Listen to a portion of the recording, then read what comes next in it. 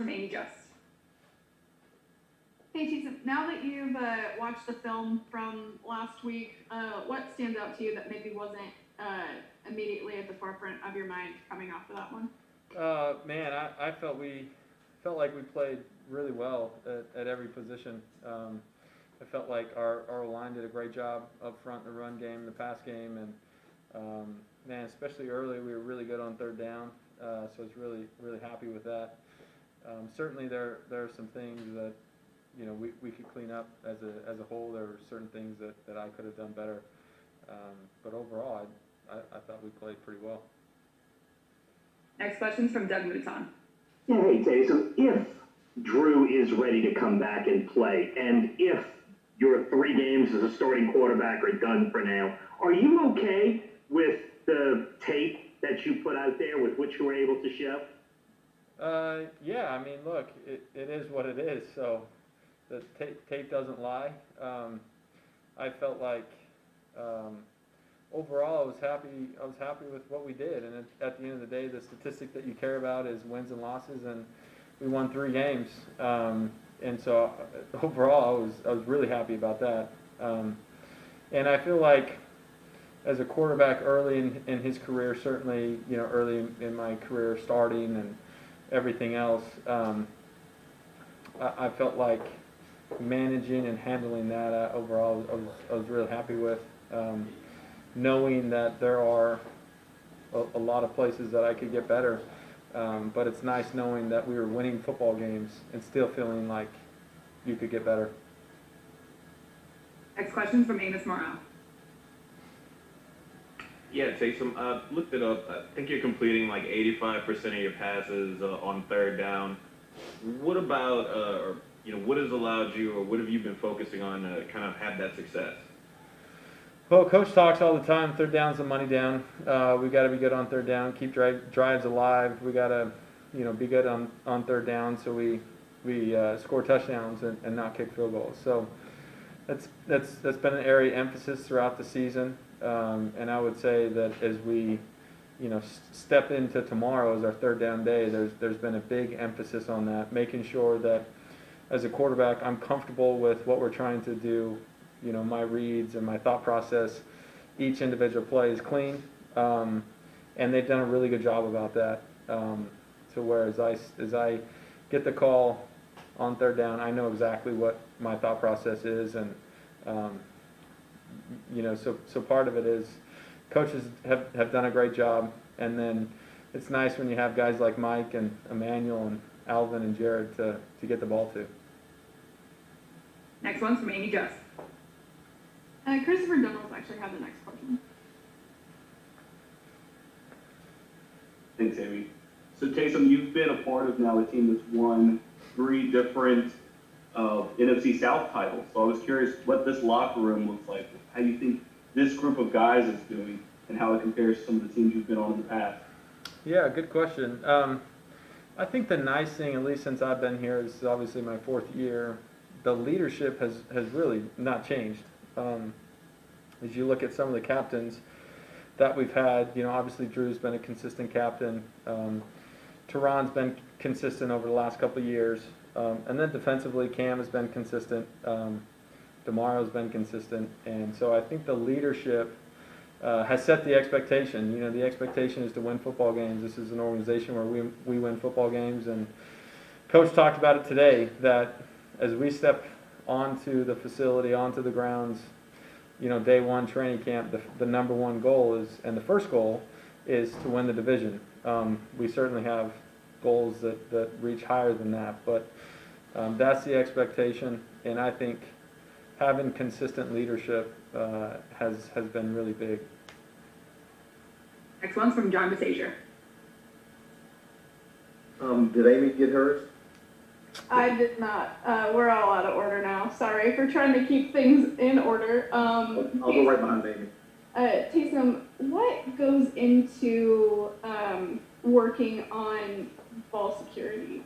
Is it carrying a football around all the time? Is it carrying your son around more? Is it a combination of a bunch of things? Just working on that, outside of live game reps. Yeah, look, I think that there are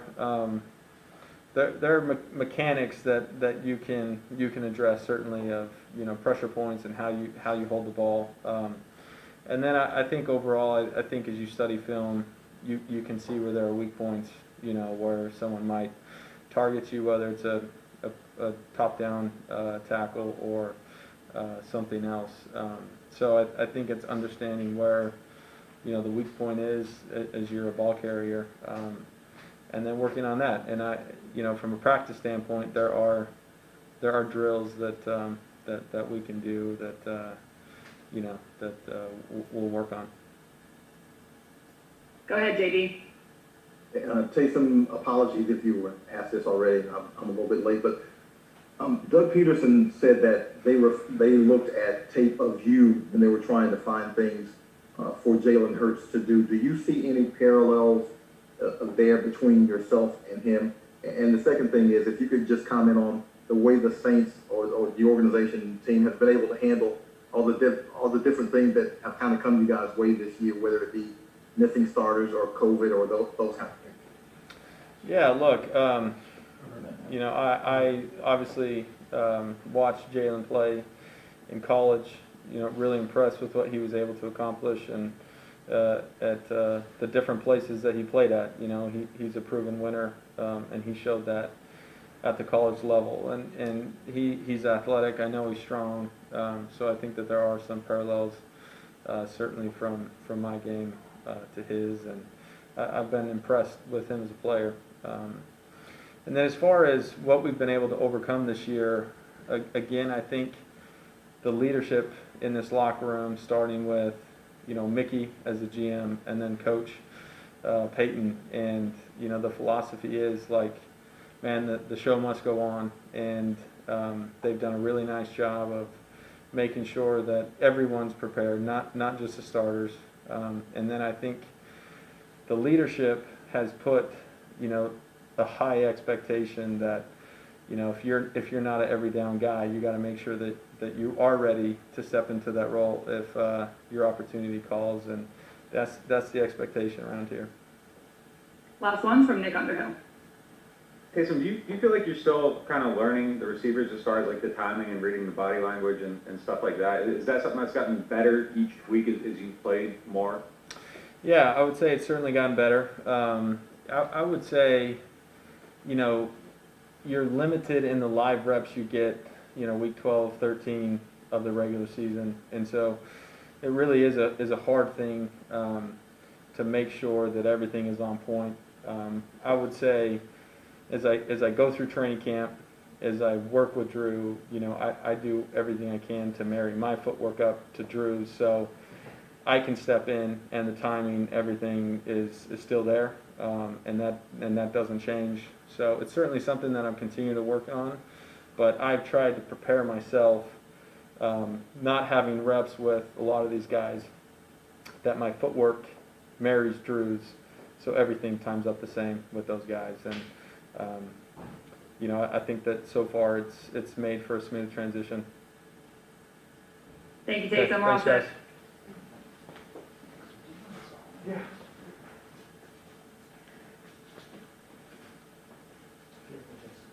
All right, you guys can go ahead and put your questions in for Malcolm Jenkins.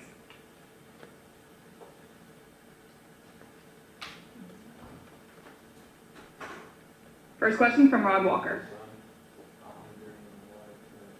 Rod, you're muted. Thanks, Amy. Malcolm, how special is it just to be not only going back to Philadelphia, but also going, an hour away from Piscataway? I mean, I wish fans were allowed. We've been locked away here for a long time. It's been a minute since I've seen my family, so to be that close to home, not be able to, touch and feel your family is a little tough. But I'm excited, man. Obviously, accomplished a lot in that building. Got a lot of friends that'll be on the other side, but really looking forward to the opportunity to compete.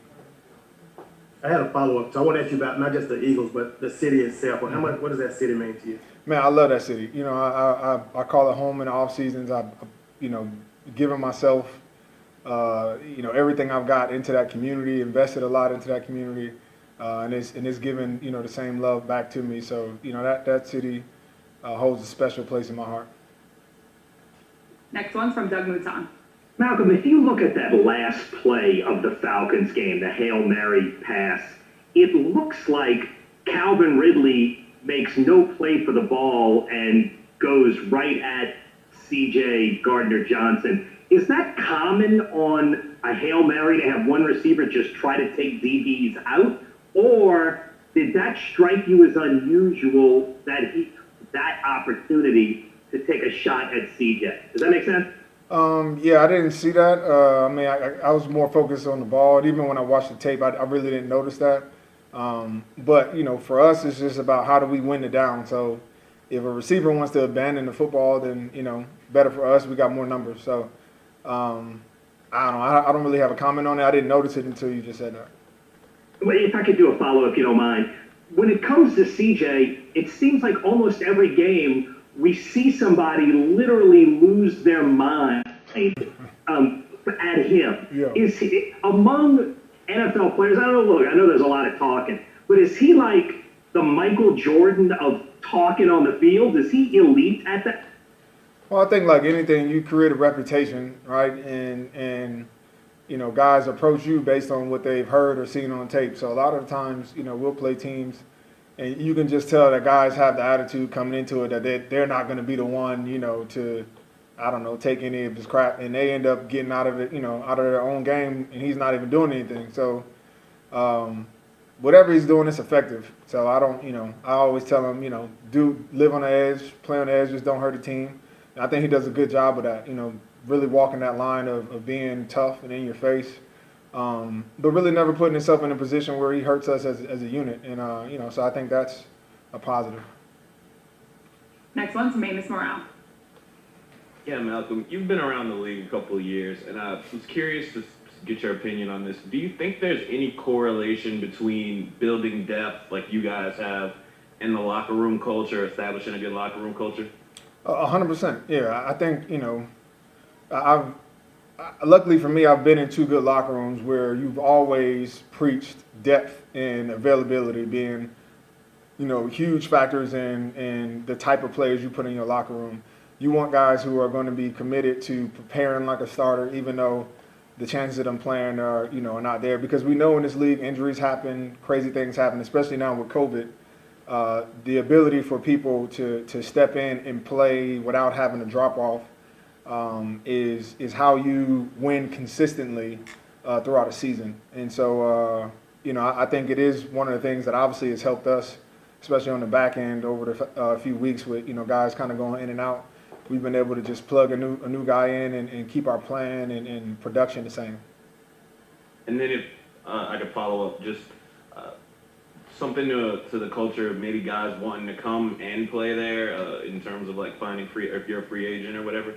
Yeah, I mean, you know, I think we've got really some of the best backups in the league. I think, you know, Patrick Robinson, I think is a great example of that. Somebody who, you know, is a first-round pick, played a lot of football in this league, and really could start on the majority of teams in this league. But he's a backup for us and comes in, and, you know, I think he's got just as much ball production as any of the corners that we have. So that helps us, obviously, when we're trying to, and especially with the defense we have. We play a lot of man-to-man press. We need guys that can go up and cover. And so when we lose somebody, having backups like that can come in and not lose a step is key to what we do. Next one's from Amy Just. What have you seen from Marcus Williams over these past couple of weeks? Well, I think he's always been a rangy, you know, player on the back end who can make plays on the football, gets interceptions. I think the most or the knock kind of coming into him, at least, you know, the rhetoric around him was that wasn't a great tackler, wasn't very physical. And I think what we've seen over the last month, really, and really throughout the year, is he's been a more devastating tackler. He's making big hits. He's taking great angles to the football, and has really been eliminating some of those explosive runs that might get to the second level. And I think, you know, that's what you want to see out of your deep safety, somebody who can tackle well, can be physical. And I think him adding that portion to the game, to his game, is really making him a solid player on the back end and obviously playing a lot of good football for us. Next one's from Chris Dunnels. Malcolm, you've been a part of two different Super Bowl winning teams in two different cities. I was just curious how this current 2020 Saints locker room compares to some of those other winning teams you've been a part of in the past? It's different. I think obviously everybody's been talented, or every team has been talented. Every team has kind of had a story, but this one to me has the most potential. And obviously, the two teams that we're on made it and won, and we've still got a lot of football in front of us before I can make a comparison between the two. But obviously, we have a great team. At this point in the season, we put ourselves in a great position with a lot still out in front of us. But it's still a lot to accomplish before, I can really weigh this team against those two that actually got the job done. Next one's from John DeSager. Malcolm, I know that the goal remains the same every week, but how does the methodology change when you're facing a quarterback who's making his first NFL start? He's a rookie, obviously hasn't seen as much as you guys might be able to throw at. I mean, it's twofold, right? He hasn't seen all the looks as a rookie, and so you see, a little bit of vulnerability or a chance to make plays, but at the same time, we haven't seen it as well. We haven't got much tape on him, so we don't know how much the offense is going to change. We're going to see a lot more quarterback runs. Are going to be changes to the passing game? That's, we're going to have a little bit of, kind of an open-ended plan, knowing that we're going to make adjustments throughout the game to see, what's going on. So, it's give or take. Next one's from Brett Martell. Malcolm, I was wondering if you could take us back just a little bit to exactly how the Saints sort of re-recruited you from Philly, and then just the main factors that made this the right decision for you. I'm sure they were a good team, but if it's also personalities, familiarity, and things like that. I mean, for me, I got cut by the Eagles, and as a free agent, there really wasn't many places I wanted to go. At this point in my career, I wanted to play for a team that I can contend with, that has a good locker room and a good culture, and obviously no better team than that than the Saints in my book. Somewhere that's very familiar, know the staff, know the city, and a lot of people that are here know what they're about. And so, if I wasn't going to, finish off in Philadelphia, then, the Saints is obviously my best option and a decision that I'm glad happened. Did you really feel like Philly had no interest in bringing you back, or just not at the old contract? For me, I gave everything I had to that city, to the team, did everything that the coaches asked me to do, did everything to make the players around me better, try to put my best, football out there. And it just wasn't valued, that much by, those who make the decision. So for me, it was just more of a principle about respect. I really didn't care what the money was, but I wanted to see what that respect factor was. And it wasn't valued at what I thought. And so, decisions are made, and I end up at a place that values what I bring, that, has really had history with me and obviously has worked out. Next one's from Rod Walker. And Malcolm, Jim Schwartz yesterday said that you're the smartest football player he's ever coached. What does it just mean to you to hear something like that? Man, I mean, that's respect on the highest level. That's a coach that is not only respected by me, but respected around this league. He knows about football. He's coached a lot of great players. And so to hear that, from a coach that you played for, that's why you play the game. You play the game for the respect of your opponents, your peers, and those you play for. So, I took that. I didn't take that lightly. That meant a lot to me. Somebody, like I said, who kind of pours his soul on what he does, to have that recognized by a coach from his stature is a big deal. Next one's from Luke Johnson. And Malcolm, just with the amount of experience you have, having played for a couple teams that won it, how hard is it in the NFL to just maintain that year in, year out, clinching a playoff berth early, competing for the number one seed, all that stuff? It's tough. I mean, in a league that's uber competitive, a lot of turnaround on teams, you lose a lot of players every year. It's hard to maintain a culture, and that starts not with just the players in the locker room, but that goes up to the coaching staff and the front office of how do you maintain that longevity. And there's not many teams in the league that can do that. There's a few select organizations. You see teams pop up and they're good for maybe 1 or 2 years, and then it falls apart. when they lose players to free agency. So organizations like the Saints, to be able to maintain what has gone on here over the years is impressive, and obviously the credit goes to kind of everybody from the players all the way up to ownership. Next one's from John DeSager. Malcolm, you've seen just about everything there is to see, and yet 2020 is different than anything anybody's ever seen. Can you just talk about how this team has handled everything that's come its way this season, whether it be 6 starters missing a game or some guys missing some games with COVID, or missing your quarterback for at least 3 games, just how this team has handled all that? I mean, we talked about it at the very onset of the season. No excuses. There's going to be excuses for every single team, as to why this year isn't the year. But for us, we've been so close for so many years in a row that, we want to make this opportunity, our year. So there's going to be no excuses. We're not going to use COVID or injuries or any of those things to make excuses to why we can't accomplish, our goals. And with that being, really the crux of our culture, then it's really no surprise of how we work, how we go about our business, our demeanor in these games, and how we've arrived to the point we are now. Next one's from Stacey Dales. Malcolm, really over these last 5 games, you guys have given up 9 points a game defensively.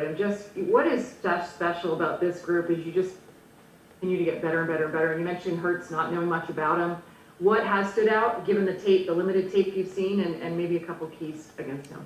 Yeah, I think the one thing that is helping us as a defense, really get better and better each week is our preparation throughout the week, and just our maturation and how we play off each other. I think we're starting to learn. Every week we learn better and better how to communicate with one another, how to see the game the same way, how to play off of one another, and that's allowing us to improve week after week, and we keep the process the same.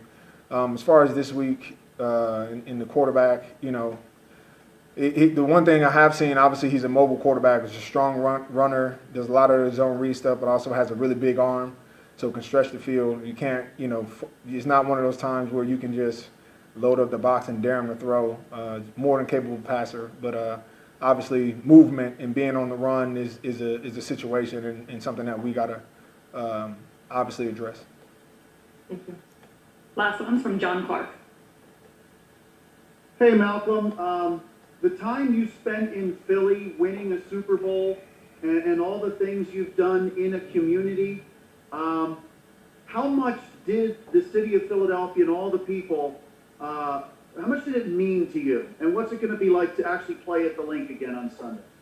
Yeah, I mean, it meant the world to me. Like I said, I gave, 6 years of everything I had, from not just on the field, but into the locker room, into the community. Philly was me. It's synonymous, at one point in time. And so, it's going to be very, nostalgic, and I'm definitely been looking forward to this game kind of all year to be able to get back into the Link. Unfortunately, I don't think there will be any fans there. Won't be able to see friends and family, but, still, it's definitely a game I'm looking forward to get, kind of back into the city. I've missed a lot of those people this year. But, I'm looking forward to the opportunity. Good to talk to you again. Yeah, John. We're all set.